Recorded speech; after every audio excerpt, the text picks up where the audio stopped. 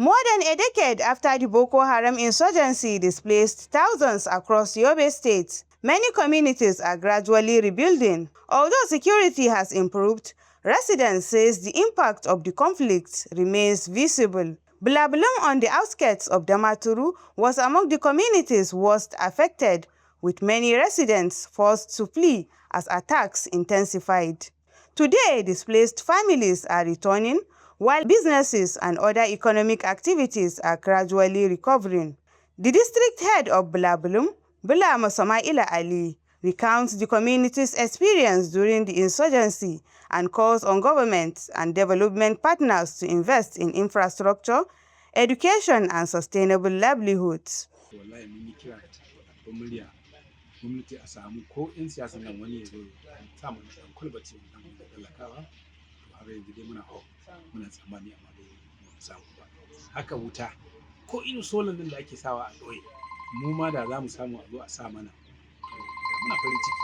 Residents says peace has restored confidence, encouraging more people to return and rebuild their lives. Alhamdulillah yanzu mun fara farfaduwa. Amma daga Boko Haram zuwa bayan shekaru kaɗan wallahi mun sha wahala. Amma alhamdulillah yanzu mun dan fara farfaruwa kaɗan. Gaskiya mutum zai samu noma yanda yake so. Another resident says the community, once deserted by violence, is witnessing renewed settlements with increase in demand of houses and land. Bypass abin da ya kai har arewa da makabarta har ya kai Bulabulin har ya kai Abuganin san. Idan aka shigo ba za ka samu mutum ko guda ɗaya ba.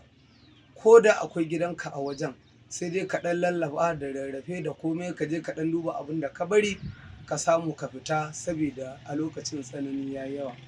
Amma yanzu alhamdulillah daga dawowar mu zuwa yanzu abubuwa sun ɗan farfaɗo kaɗan, gidaje har ma wasu baƙi suna shigowa suna sayan gurare sakamakon gurin ya ɗan yi lafiya fiye kamar da wancan lokacin. While security has improved, community members say lasting recovery depends on continued investment in roads, schools, and economic opportunities. From Damaturu, Maryam Abdulaziz Usman reporting for Nexus Channel.